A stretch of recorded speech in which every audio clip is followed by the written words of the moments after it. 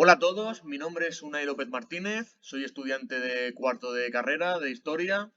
y estoy cursando la asignatura de Gestión del Patrimonio, para la cual hago esta presentación. He decidido realizar mi trabajo sobre el tema del biblioclasmo o la destrucción del patrimonio documental,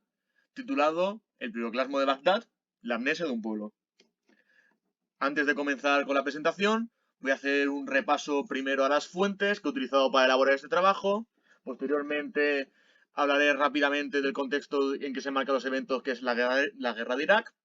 para hablar sobre los eventos principales que van a ser la destrucción del patrimonio en el museo de, quiero decir, en la biblioteca y archivo nacional de Bagdad, es decir, de Irak. Y posteriormente, sí, hablaré sobre la destrucción del Museo de Irak, Nacional de Irak, tan conocido, pero centrándome sobre todo en la destrucción del patrimonio documental. Posteriormente, hablaré sobre los elementos normativos en relación a este patrimonio que habían en el momento y que se han podido ir desarrollando. Y finalmente, haremos unas conclusiones donde le daremos un poco la vuelta y debatiremos sobre este asunto. En primer lugar, voy a mencionar qué documentos he utilizado para elaborar este trabajo. Eh, en una primera revisión, a la hora de elegir el tema que quería realizar, comencé leyendo este artículo titulado La biblioclastia entre los desastres naturales y las guerras, que se centraba sobre todo en el tema que quería tratar, que es la destrucción de los documentos a lo largo de la historia, ya sea por desastres naturales o por causas humanas como son las guerras, y entre sus ejemplos que trataba encontré el caso de la biblioteca de Bagdad. Una vez ya visto el tema, salté al artículo de Gemma Martínez Muñoz, titulado Bagdad, una historia trágica, donde se centraba sobre la historia de la ciudad de Bagdad, una historia que ha tenido sus momentos de luz, donde ha sido un foco de culturas a lo largo de su historia, donde han pasado diversas sociedades, pero también tenemos momentos de oscuridad, donde a pesar de esa riqueza que ha podido tener a lo largo de la historia, a día de hoy no se ha conservado un gran testimonio sobre esta debido a todos los desastres y guerras que ha sufrido este territorio, debido a su importancia geoestratégica. Una vez ya elegido el tema, me he centrado ya a fondo con estas obras que para mí han sido el pilar de mi trabajo, que son La destrucción cultural de Irak, un testimonio de posguerra, e Historia universal de la destrucción de los libros, de las tablillas sumerias a la guerra de Irak, ambos de Fernández Báez, quien es muy conocido en este mundo por sus trabajos como asesor de la UNESCO y al tratarse de uno de los mayores especialistas sobre el tráfico ilícito de patrimonio, sobre todo de patrimonio documental, desarrollando toda clase de trabajos y estudios sobre este, como puede ser sobre el conflicto de la guerra de Irak, que a pesar de ya que ha pasado casi 20 años, se sigue desconociendo muchos detalles y sobre todo el paradero de muchos elementos patrimoniales, además de otros eventos como ha podido ser la destrucción de patrimonio documental durante la época del Tercer Reich. Y finalmente he tratado también un poco cómo lo veía la prensa de la época, como el artículo de más de 1 millón de libros destruidos en Irak por parte del periódico El País, además de otros artículos como en La Razón y La Vanguardia que me han ayudado a complementar la información y cuál fue la opinión pública de la época. Y luego también he estado viendo un poco cómo lo ha tratado los últimos años para poder luego hablar un poco en el tema de las conclusiones. Sobre el tema del contexto, vamos a hablar sobre la guerra de Irak, que fue un conflicto armado que se desarrolló entre los años 2003 y 2011, que fueron protagonizados, por un lado, por el propio Estado de Irak, en ese momento bajo la dictadura de Saddam Hussein, y por otro lado podemos ver a toda una serie o coalición de países que fue protagonizado por el denominado por la prensa de la época por la prensa española de la época como el trío de las Azores, encabezados por Blair, Tony Blair, George Bush y Aznar,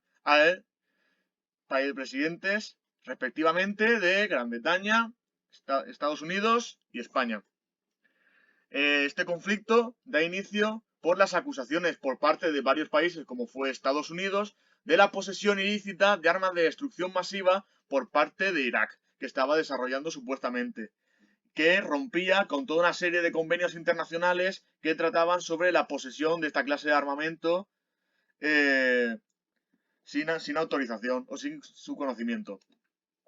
Esto llevó a la entrada de estos países a una guerra en el conflicto de Irak. Pero en los últimos años se ha descubierto que realmente no existió ningún arma de destrucción masiva y que todo fue una excusa para poder entrar en el territorio debido a la importancia geoestratégica que tenía y el peligro que podía causar a nivel mundial, desestabilizando economías y alianzas por el tema del petróleo, que es muy importante y que se encuentra por toda esta zona del Próximo Oriente. Los eventos, como hemos dicho, dentro de la guerra de Irak, en que podemos ver aquí el mapa, en el amplio territorio que prácticamente confluye junto al Tigris y el Éufrates, nos vamos a centrar en la ciudad de Bagdad, su capital, a las orillas del famoso río Tigris, el cual, como hemos mencionado, ha visto toda clase de culturas a lo largo de los siglos. Y vamos a tratar también, aquí podemos ver cómo la ciudad de Bagdad fue prácticamente arrasada, ya que fue el escenario de este conflicto armado y por sus calles se desarrolló toda la clase de batallas, las cuales, tristemente, terminaban afectando al patrimonio de Irak, puesto que siempre tienen que pagar los inocentes o los menos culpables en todo esto. Ya entrando en el tema, vamos a hablar de la destrucción documental, primero en el caso de la Biblioteca y Archivo Nacional de Irak, en la cual, según datos, llegaron a quemarse más de 1 millón de volúmenes, aunque está por expertos, como he dicho de Fernández Báez, contradecido que realmente fueran quemados todos esos documentos, pues se cree que muchos de estos fueron sustraídos de forma intencional planificada para ser vendidos en el mercado negro y que el fuego solo fue una tapadera para ser irrastreable qué documentos fueron sustraídos o no. Sobre cómo fue iniciado este fuego, que,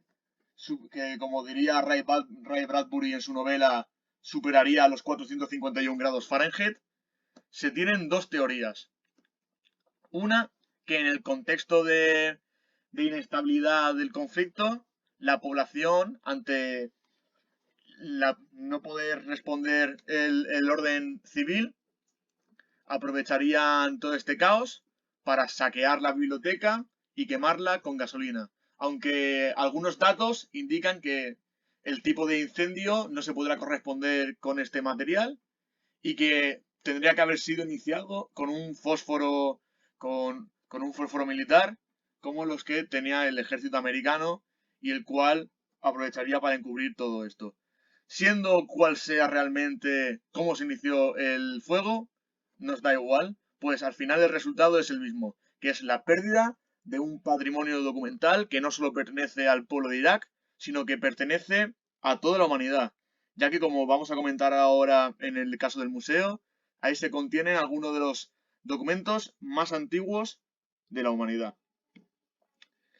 Pero este patrimonio o este saqueo no tiene solo su origen en la guerra de Irak, pues como podemos ver, este ya comenzó durante los años 90, pues nos llega información de que el propio Saddam Hussein, que se dice que era un gran amante de los libros, se llevó para sí mismo toda una serie de libros y documentos que fueron sustraídos de esta Biblioteca Nacional durante años. Y ahora vamos a hablar de otro de los grandes eventos que sucedieron en esta guerra de Irak, que fue muy poco después de que hemos visto de la destrucción de la biblioteca. Hablamos de la destrucción del Museo de Irak el día 16 de abril de 2003, cuando, como íbamos adelantando, en este contexto de caos, al igual que la población huyó, todos los trabajadores de este museo también se retiraron y fue en ese momento en que aprovecharon para entrar y robar toda clase de piezas que aquí se encontraban. Como podemos ver, nos tenemos que centrar primeramente en el patrimonio documental, pues es la pieza clave de este trabajo, como pueden ser las tablillas de arcilla sumerias, que son considerados los primeros libros de la humanidad, algunos con más de 5.300 años de antigüedad, y que quedaron muchos en ruinas. Entre estos documentos que fueron sustraídos se encontraba una cantidad de información, alguna todavía sin descifrar y que se ha perdido para siempre y que reflejaban luz sobre las diversas culturas que habitaron la zona, como puede ser la sumeria, la acadia, la babilónica, la siria o la caldea, que no solo pertenecen al pueblo de Irak, sino que pertenece a toda la humanidad, como diciendo, pues habla sobre los orígenes nuestros como sociedad, de esas primeras sociedades ya organizadas. Y además también, además de datos de interés científico, como pues que no pueden llamar tanto la atención como puede ser registros económicos, de transacciones y de todo esto, datos administrativos, también encontramos que se ha perdido parte de nuestra poesía o literatura universal. Pues entre estas tablas encontramos algunos elementos como puede ser el poema de Gilgamesh o también algunos de interés también para muchos, como pueden ser políticos, como las primeras leyes, como puede ser algunas de las tablillas originales del Código Hammurabi. Aquí he puesto una foto ya que tuve la oportunidad de ver una de estas copias en el Museo del Louvre, del Código de Hammurabi. Ahora voy a hablar rápidamente de la normativa desarrollada tanto a nivel nacional en Irak como que recomienda la UNESCO, que ya tanto hemos hablado en clase. Aquí he dejado un enlace para poder verlo. En la página de la UNESCO, si entramos, hay un apartado donde podemos ver las leyes del patrimonio que tienen individualmente todos los países. En este caso, en Irak, podemos ver toda una serie de leyes que ya vienen desde los años 50, sobre todo estas primeras leyes en relación al periodo de descolonización y de los nacientes países independientes en la zona de Próximo Oriente, sobre todo para evitar el expolio de este patrimonio nacional y que no pudiera ser sacado ilegalmente de las fronteras de estos países. También tenemos algunas leyes, sorprendentemente esta del año 2002, que prácticamente precede a la destrucción que habría al año siguiente con el comienzo de la guerra de Irak. Y aunque aquí no lo muestre, ya que tengo otras páginas que se reflejan en la UNESCO, pero no voy a abrirlas ahora por falta de tiempo, donde podemos ver también algunas leyes realizadas a posteriori de la guerra de Irak, como puede ser la del año 2015 para la protección del patrimonio y su conservación. Finalmente vamos a hablar rápidamente sobre una serie de conclusiones. Como hemos dicho, estos desastres llevan desarrollándose o dándose ya desde hace siglos en esta zona debido a la inestabilidad y a la importancia que tenía como punto geoestratégico en Próximo Oriente. Muchas veces pensamos en el tema de esta destrucción del patrimonio como algo del pasado que hoy en día ya no se puede dar debido a que pensamos, pues eso, en el amor que muchos o el interés que tenemos por esta herencia que es el patrimonio para nosotros, como puede ser en estos ejemplos tan antiguos como la destrucción de la Biblioteca de Alejandría. Pero tristemente vemos que a día de hoy se sigue dando, no solo con este caso de la guerra de Irak, sino como hemos podido estar viendo en el conflicto en la Franja de Gaza, con el tema de Israel y Palestina, debido a la importancia suma que tiene el patrimonio documental como una evidencia de los pueblos, de la sociedad, de la gente que habita los territorios y cuya destrucción promueve toda una serie de políticas contra estos pueblos. He puesto el ejemplo aquí en la foto con el caso de Estados Unidos, que siempre pensamos que esta destrucción es perpetrada por gente que no tiene apenas ningún interés o no tiene ninguno por el patrimonio, como algunos países y grupos armados o terroristas, pero podemos ver cómo en este conflicto participaron varios países, como puede ser Estados Unidos, que apoyaban toda esta serie de medidas y tratados por la protección del patrimonio, pero a la hora de entrar en el conflicto no tuvieron ningún miramiento a la hora de destruirlo ante